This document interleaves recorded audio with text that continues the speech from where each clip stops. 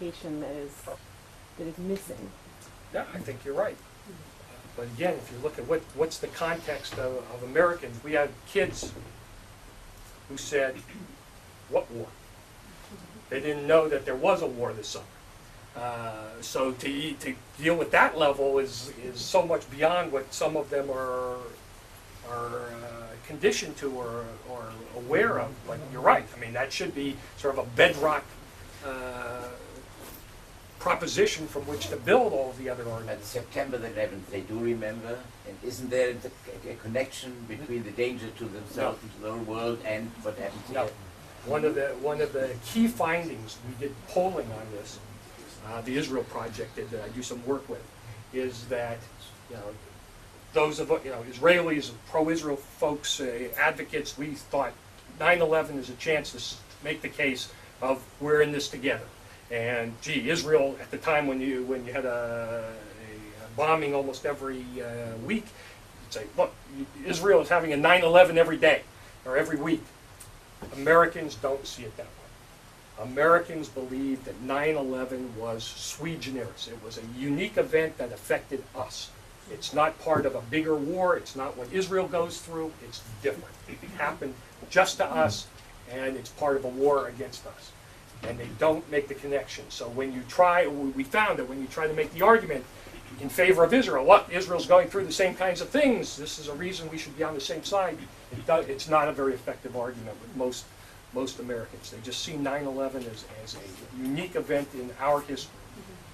Do you see Jimmy Carter's new book as a possibility to galvanize American, Jewish, liberal opinion towards the direction of a more positive view towards Israel? Jimmy Carter's book is a huge problem. In case you haven't heard, he's writing a book that's, I think the title is something like Israel, the Apartheid State. Yes. Palestine. Sorry? It has Palestine in the title. Yeah, and look, Jimmy Carter's gone off the rails for a long time. I can argue about how good a president he was for Israel in the first place, but he, as my colleague who's here with me, who sort of comes from the left tradition in America, says Carter is very influential with a segment of the American Jewish population, the liberal intelligentsia. There's a certain group that he's very, very influential with. He's going to be on TV all the time. He'll be on Larry King, CNN, every show he's going to be on for the next 6 months. Israel and apartheid. I mean, this has been the Durban,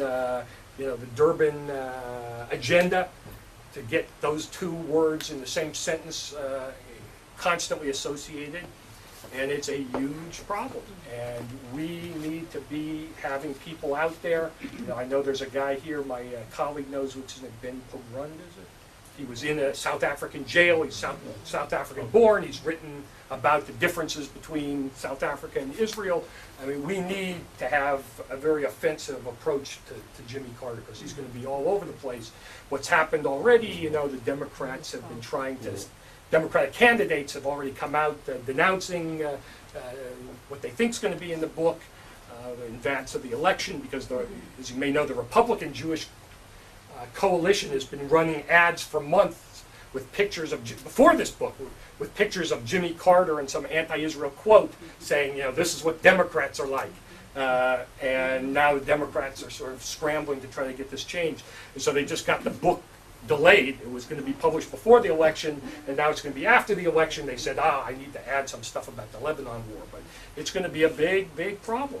And we need to... Excuse me, could we limit our comments at a time, please? And just, it brings up another issue that I just talked to somebody from the foreign ministry about this morning. And one of the problems we have beyond the campus with the whole Hasbara and why people are constantly upset about Hasbara is that we are always fighting the current crisis, what's happening today, and we don't anticipate the crisis down the road, and that we don't have arguments prepared, and we're not talking to politicians and the American public and European publics about issues that are coming down the pike or might. For example, a year ago I was asked to come up with things I thought might happen in 6 to 12 months. number one on my list was Israel goes back into the Gaza Strip.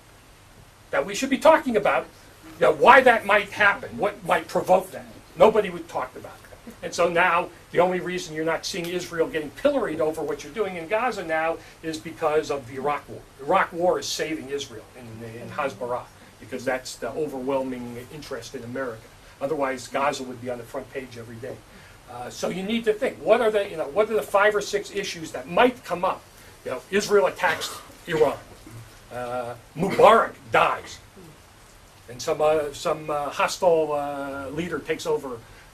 Mahmoud Abbas dies. Leadership vacuum in the Palestinian Authority, who takes over. We're going to go back to the issues of the fenced refugees in Jerusalem if negotiations ever start again. Now, explaining settlements. You know, what does American think when they hear the word settlement? They think a bunch of Jews living in a tent on some hill that they stole from the Palestinians. They don't think of Ma'ale Adumim, a town of 30,000 people. They don't understand, the notion of the settlement blocks that, the consensus in Israel believes should be part of the future state.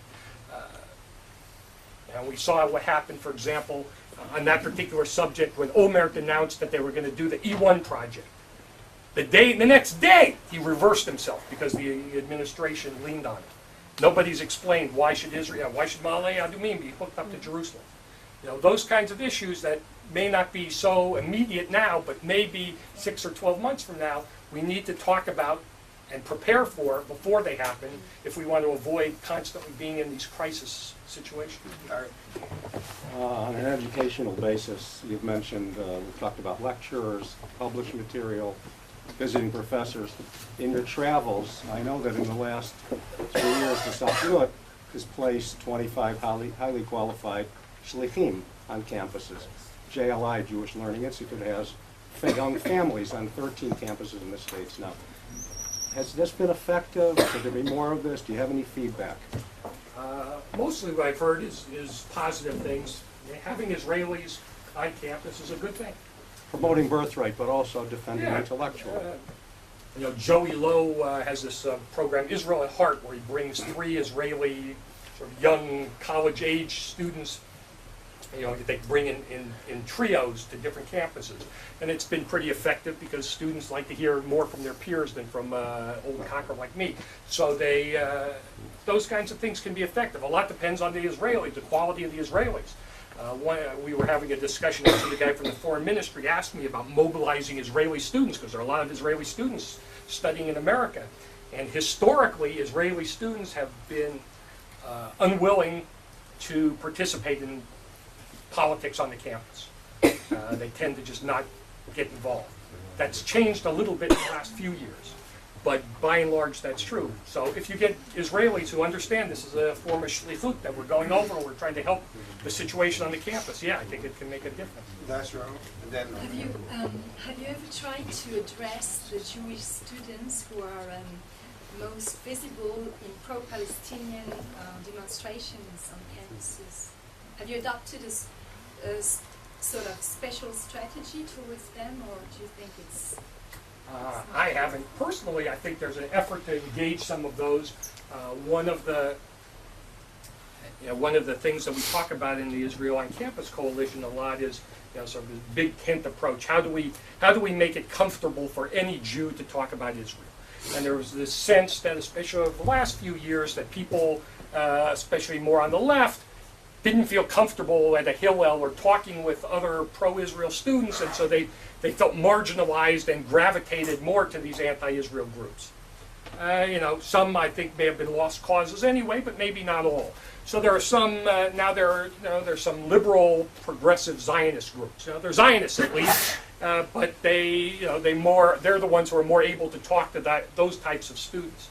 But it's very difficult. I'm one of the things I tell people when we talk about strategies for debates and all this, you can't change everybody's mind. There are certain people that you can't change, but I think the students themselves are the best ones to engage their fellow students. They're the ones who can change their minds, and there's some of that goes on, but it's very difficult once they've gotten to the point where they're actually in pro-Palestinian protests. Those are the people that very rarely come back. Very briefly, you mentioned the competition between idiots and dummies. And I would ask you about, we had Ed Beck here last year from the Scholars for Peace in the Middle East. Yeah, I work, Is there some kind of working relationship between the two of you? yeah, I work with Ed. I mean, he had this notion, which I think was very wise, to try to bring together faculty who do want to identify themselves as sympathetic to Israel. I mean, part of the problem is that a large percentage, I think, of the people who have affiliated with Scholars for Peace are not experts in the field, so that they can help in terms of some of the things going on a campus with the faculty and with bureaucratic things, but not as much in terms of the explaining. He wants to do more sort of scholarly conferences. Like they did a conference deconstructing Chomsky and Edward Said, which frankly I thought was a waste of time. It just, nobody was going to pay any attention to a conference like that or read the proceedings. Now he's talking about doing something similar with the Walt Mearsheimer. That particular approach I don't think is as successful. But having a network of faculty who you can call on when something comes up on a campus, I think is very important, and he's done a very good job in putting that together. I think I'd like to focus a little bit on context and priority. Okay, the American Jewish community is most concerned with the 50+% intermarriage rate. So to the degree that they have priorities, that intermarriage rate and what to do about it, and day schools, one of my children was a graduate of the first graduating class of the day school that you mentioned. Mm-hmm. And 2 of the 4 graduates came to Israel, came on Aliyah, including my son. But now that's not the priority of that day school and the vast majority of day schools. The priority is, what are we going to do so that maybe this intermarriage rate will go down? And therefore, Israel becomes less and less an important factor, because Israel is no longer in the center of the contextual focus or discussion of how our children are going to remain Jews. And as a corollary to that, those who are most concerned about Israel are more likely to pick up and come to Israel, are more likely to come and make Aliyah. So that I taught at a university. I lived in Washington. I taught at a university not far from where you're talking about. Okay? But at a certain point in time, for Zionist values, my family and I picked up and came to Israel, where I now teach at the Hebrew University, but teach in a different context. The people who are left behind are the people for whom those are simply not priorities. I think it's a good point. Just so that you see, it's not a total loss. I can tell you that the person who was my intern a couple of summers ago, after she finished working for me, 2 days later she was at Hebrew University for a year at Hebrew University, and she was in the cafeteria a half hour before it blew up. And she introduced me to her boyfriend at the time, who came and worked for me for a year while she finished her studies. At the end of her studies, they got married and they made Aliyah. And he just finished a master's at Hebrew U. So it's not total loss. There's the positive stories too. But you're right. I wrote an article that that said that one of the things I think that we're doing is we've taken this approach where we're trying in America to survive. And I think instead of focusing on survival, we need to be focusing on how to thrive. And so everything is, the political groups are saying, oh, please God, if we get them involved in politics, maybe they'll stay Jewish. Or the interfaith groups, please God, if we have some interfaith activities, maybe one of the partners will stay Jewish. Or the Hillel say, please God, if we get them to come to Hillel once in a while, they'll stay Jewish. It's like a minimum. We're just desperately trying to find some magic bullet that will keep them Jewish, and not focusing on sort of going beyond that we want actually like super Jews. People make fun of me, but I like the idea of trying to develop super Jews, not sort of barely Jews. That the people we want are the ones who are going to love Israel, that are going to be involved with their synagogue, that are going to be involved with the community, that are going to be involved in pro-Israel politics, that are going to be involved in social justice activities. They're involved in the full range of everything you can do as a committed Jew in America, which may also include ideally making Aliyah. But we don't see it that way because we're so. I think you're right. We're so concerned that we're fading away that we're just trying to hang on rather than having a more positive agenda. We're just trying to have a least common denominator. That's what drives me crazy with the students. Again, it's like I said, they have these focus groups that say, young Jewish college students, they don't want to come to a lecture. They don't want to hear about Israel. So the response of some people in the community is they don't want to hear about Israel. Fine, we won't talk to them about Israel. We'll have a Yehudi Ravitz or David Broza will come, and that's their Israel. And I don't think it's enough. Complex. It's too complex.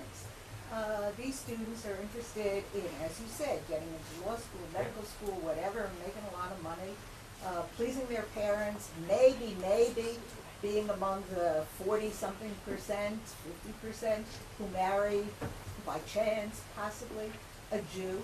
And all of this other information is much, much too complex. And those who are truly interested pick themselves up and come to Hebrew University or Tel Aviv for a summer or semester or whatever. But a lot of it is exposing people and getting them excited. I mean, that's, I think, the value of birthright. I mean, I can tell you, it's amazing. You have kids, you tell them while they're on the birthright trip, we're going to the Kotel, and they thought they meant going to the hotel.